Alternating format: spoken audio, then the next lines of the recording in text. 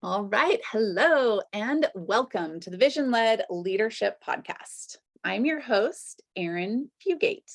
I am a wellness educator and visionary leader, and I'm on a mission to remind you that your intuition is always guiding you to your divine purpose. You were born at this time for a very important reason, and the time is now to shine in your truth.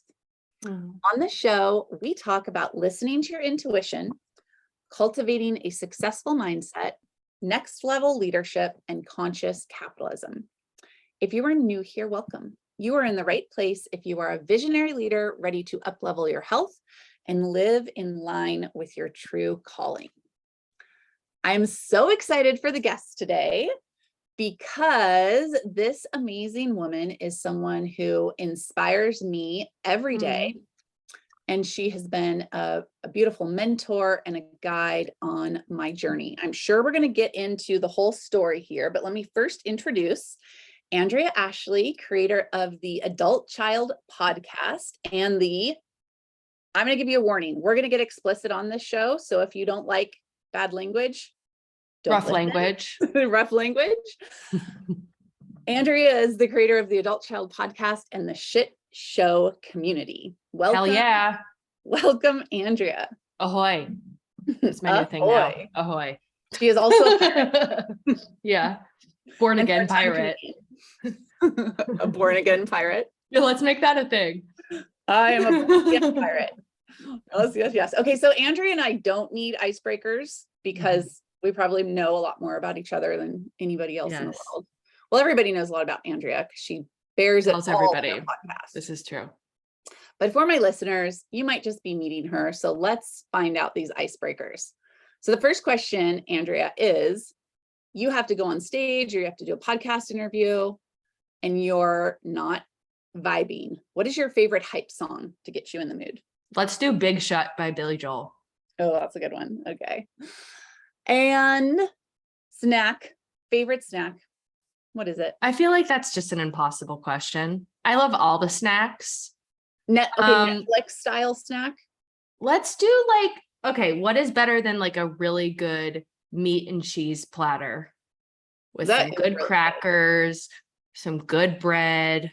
I like some honey or like honeycomb or like a red pepper jelly. Yeah, nothing better than honeycomb and brie is the shit. Are Just you a Ritz cracker kind of person or? I mean, I'll fuck with any cracker. I like, you know what? Trader Joe's has good everything, like kind of like their everything bagels. Like they have that. I guess I would rather have like a baguette. Oh yeah. Like a really good, like crunchy on the outside, soft on the inside. Yes. Like what would Daniel said that he liked?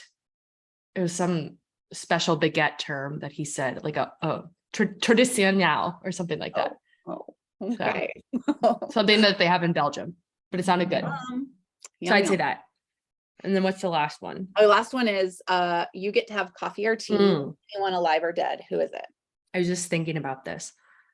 You know what? It would be my paternal grandmother. So she passed away when I was, I think around 17. I was a senior in high school. And I was not sober then yet. And her and I were like very, very, very similar. I think I inherited a lot of her personality. She's very outspoken, very funny. And I just would love to ask her about her life. I'm somebody that, as you know, I'm very curious in people's stories and their past. And at that point in time when she was still alive, I was, self-absorbed and not really interested. And I've had that opportunity to ask my mom's grandmother about her life and stuff. And so I just would love that opportunity to like really get to know her and her life story. That would be so cool. It just made me think, how awesome would it be to like sit down with grandma, their mom, like the whole lineage and get the full story and all the sides from the woman's point of view. I would love that. So yeah, Grandma Catherine. I was her only grandchild, so she spoiled me until she found out that I was like using she used to send me like a check every month. And then once she found out I was buying pot with it, she stopped sending it. So Oh my goodness. she Okay. smoked and drank till the end. Yeah. Wow. So I think we need to set the stage a little bit. Okay. Before we go into your story. My listeners may not know what an adult child is. Would you give us an explanation of what Sure. an adult child is? So I'll be brief. So an adult child is someone whose unresolved childhood issues or shit surfaces and plays out in adulthood and not in a good way.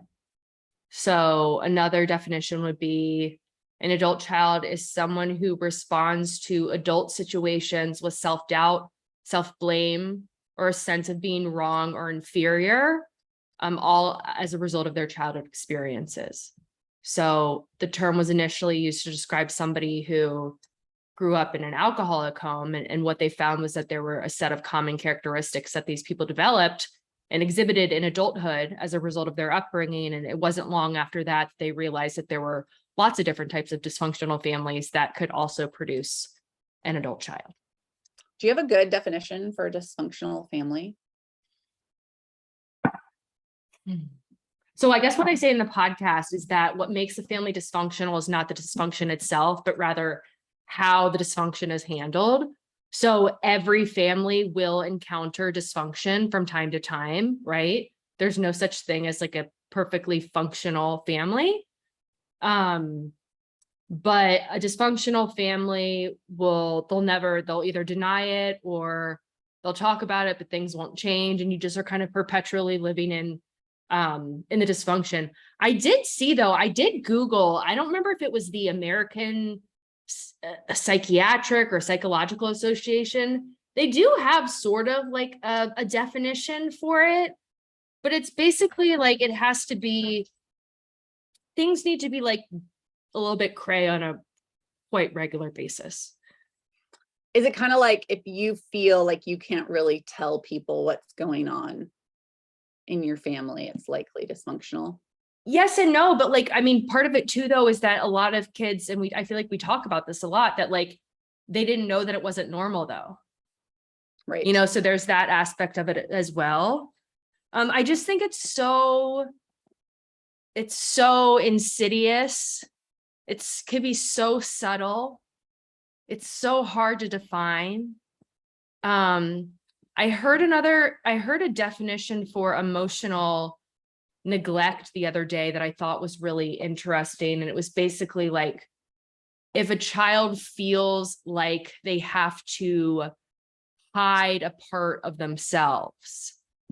But I think that like that could be going on and people wouldn't realize it either. I mean, that could be like being held to like really high standards, like academically, like that could be like an example of that. So that's why I think it's better for people to look at the characteristics and see if they relate to the characteristics of an adult child rather than go down the rabbit hole of like trying to figure out if their family was dysfunctional or not.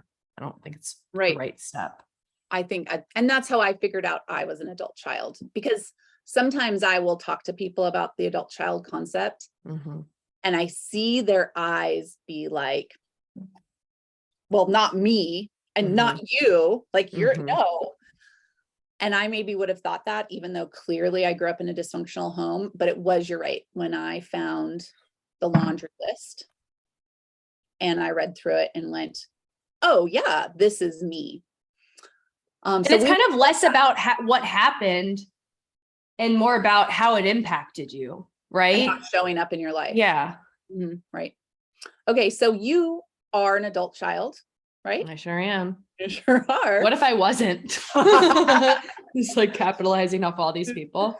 No, you are not only an adult child, but you have put yourself out there on social media platforms and podcasts to be found. I found you on TikTok. Tell us a little bit about how you started the Adult Child podcast and the shit show. I was born. Basically, let's be honest. Or are you saying you were born to do this? You were born to do this. No, I mean, like, it's just, how did this happen? It's like my life happened and everything happened exactly the way it was supposed to and led me to the very moment that I was supposed to start this. And that was like a lot of pain, but it's like impossible for me not to see it, you know? But like I really should get you some of the clips that from that intuitive that said all that crazy stuff to me before I launched it. That was like insane. She's spot on. But, the short version is that when I hit my adult child bottom, not only did I realize, wow, my childhood screwed me up a lot more than I thought it did. I also realized, wow, you've never really thought about what a fulfilling career would look like for you. Like I really had never thought. I mean, I was working as a CPA at the time, and truly all I had cared about was like finding a guy and getting married. And I really just wanted to become a stay-at-home mom. And so it was kind of like this realization of the potential within me that I was letting go to waste. And I guess that says something that I even felt that way, like that I knew that I had that within me, because I feel like a lot of people don't feel like that. But I knew that there was good stuff in there. And so, yeah, so I just launched, like I embarked on this journey to figure out why I was put here. And that was several years of healing and learning about myself and having like divinely inspired experiences and starting a million creative projects and never bringing them to the finish line until, this one experience where I remember I was driving over the Golden Gate Bridge and I was just leaving a treatment center. It was like by a whole series of events. I had gone to this detox to talk to this girl about like adult child stuff. And then the idea for the podcast just popped in my mind. But the one thing that I will say, and I've shared this on my podcast, and I think that's really beneficial, and what I like to share a lot is I had heard this quote, where passion, purpose, and skill collide, true bliss resides. So years before the idea for the podcast even came into my mind, I filled that out. Like, what am I passionate about? And that was like, it was like dark, seedy things like addiction, like homelessness, having conversations of like depth and meaning and, just like being vulnerable and what did I put for my purpose? I put like inspiring people to live as their, authentic selves and the ability to like laugh at oneself and to be completely vulnerable and to inspire other people to connect with each other on like a very human to human, level.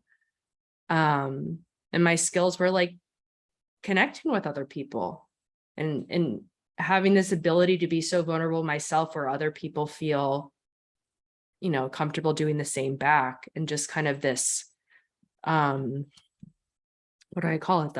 Like unabashed authenticity and vulnerability. And like, literally there's no warm-up period with me. It's like, you get what you get from like moment one.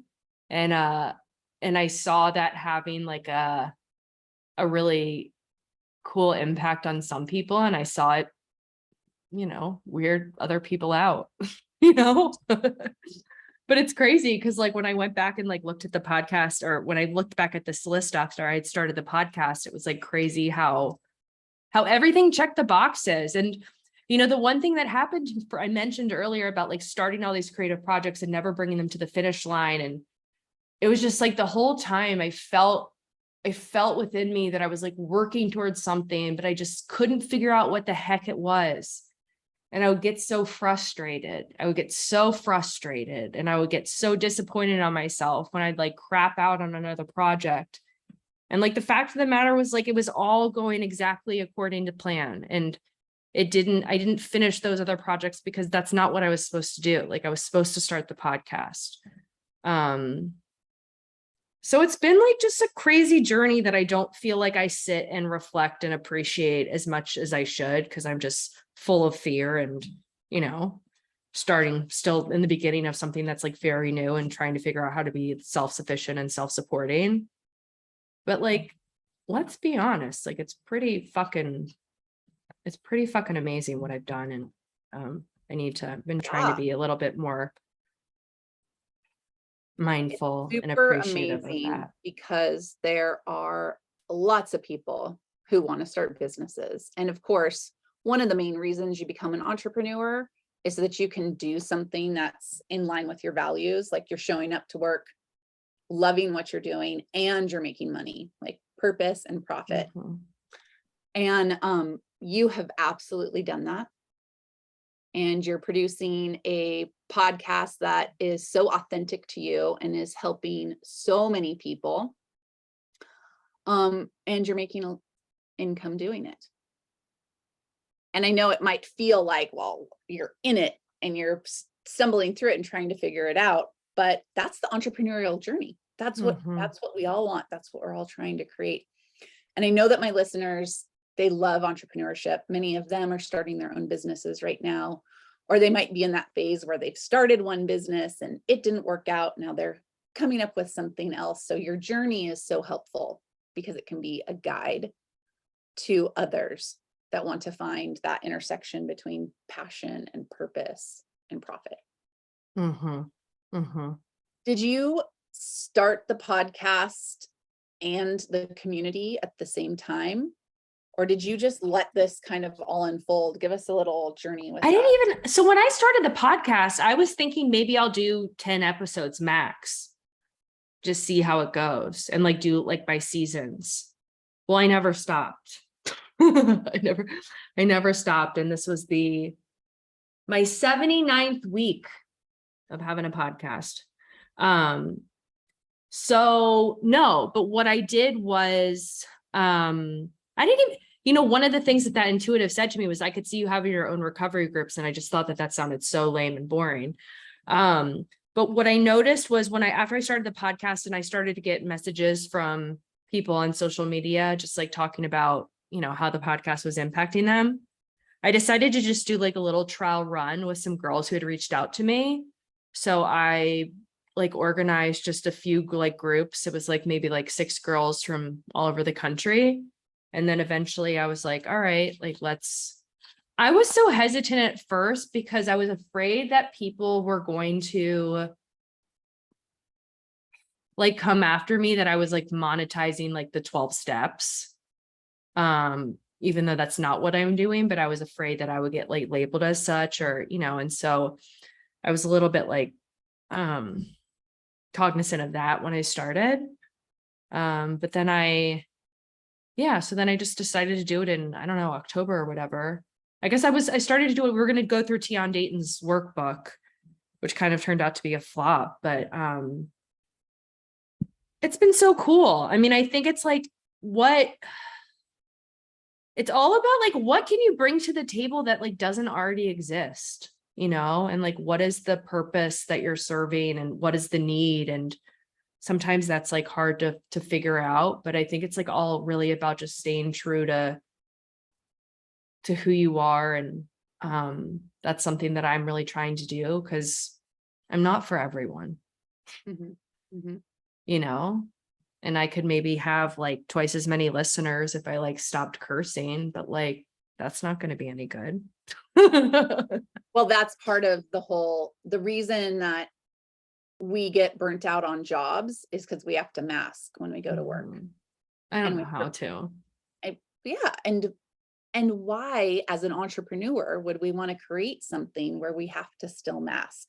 Like if I'm going to mask to go to work, I want health insurance, and I want that dependability. But if I'm going to be brave enough to go out on my own, then I want to go out on my own completely authentically. So I don't have to feel the weight of pretending to be someone. And I'm still learning this in my own entrepreneurial journey because it is really hard when you get that feedback.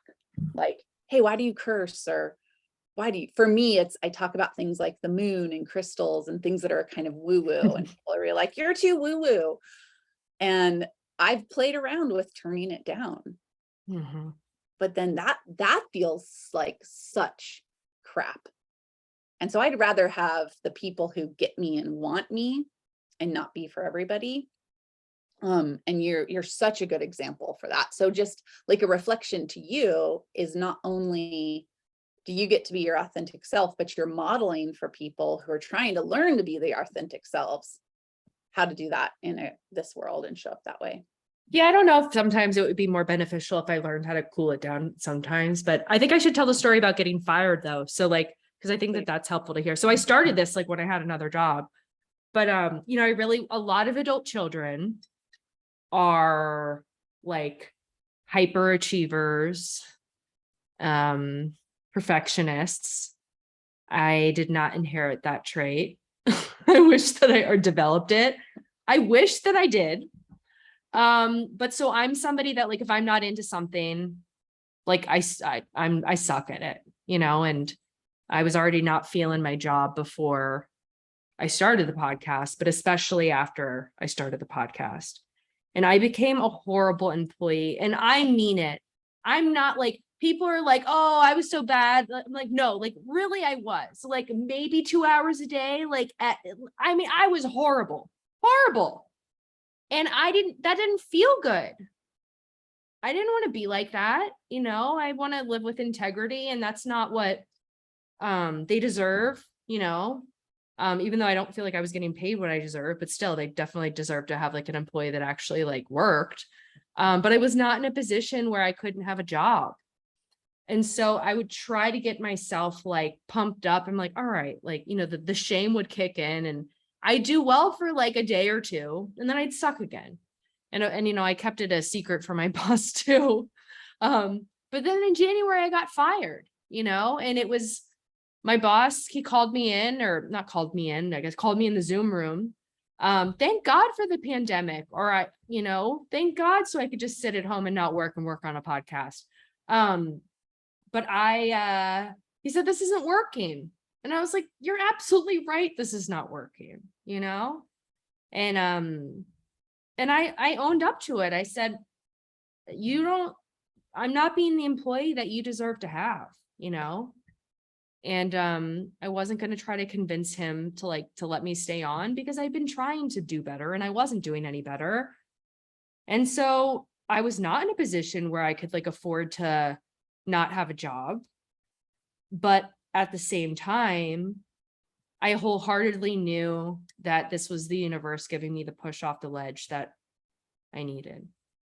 And so I worked through the end of February, and I was thinking, okay, I've got maybe like enough money to last me like for like 2 months. And God is just taking care of me. And I had a listener like 2 months after I got fired, I had a listener give me a $7,000 donation. Wow. Her father had passed away and she wanted to give me part of her inheritance. It's amazing, because what you're exemplifying is, everybody who is in entrepreneurship is trying to figure out, like, learn better sales skills or learn better social media skills so they can sell their thing. And the truth is, authenticity sells. It does. Value. If you have something that is of value, people will hand over what they have to you, because that's what money is an exchange of value. I'm so excited. So you are celebrating in January a year. Of what? Of doing this full time? No, I had it. No. March 31st was my first episode of March 31st, 2021 was my first episode. Okay. So and then I think we're coming up on a year for the Patreon. I think I launched it in like November. So we're coming up on a year for that. So, and I'm about to just revamp it all. And the kids knocking on the door. They are running upstairs. This is why we got a bad Airbnb review. Yeah, I'm sure. Yeah, I'm just starting to work with somebody to like help me, with strategy and kind of take this to the next level. So that's all exciting and scary. But yeah, I just think that like the moral of the story is like we're all being led. And if we just like take effort, but then also just like allow, it all pans out, and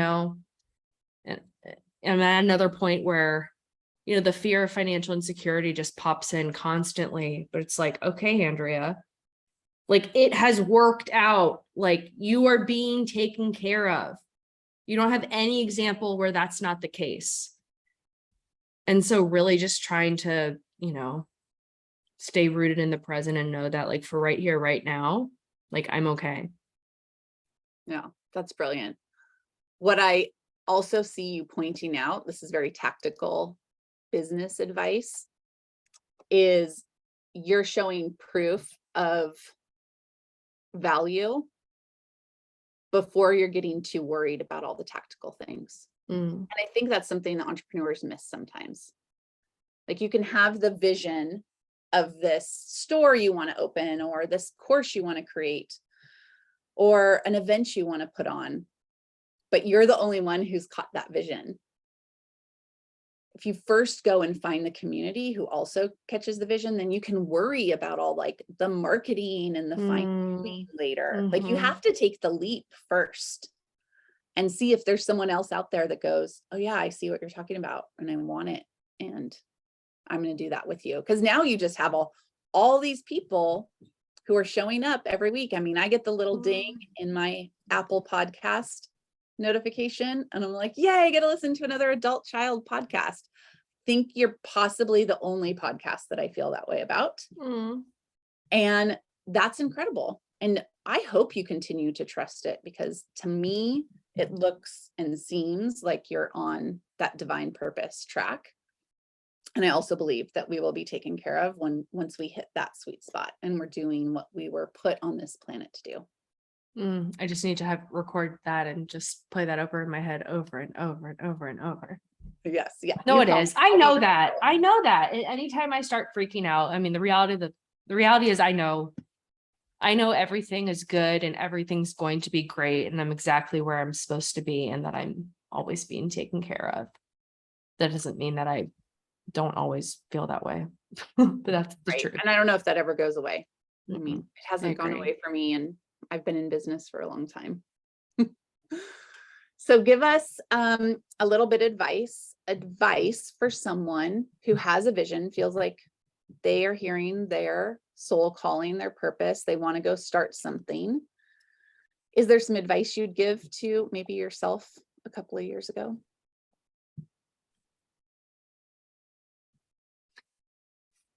Get help or ask for help. So I'll share one thing that I did. So I mentioned that I had started all these creative projects and then just not brought them to the finish line. And part of it was that I was just trying to do it by myself. So when I really decided that I wanted to do the podcast on my own, I found these two girls that were like creatives and they were writers. And I wanted them to help me come up with an outline for like the first 10 episodes. Cause I felt like if I was going to do it by myself, I would never do it.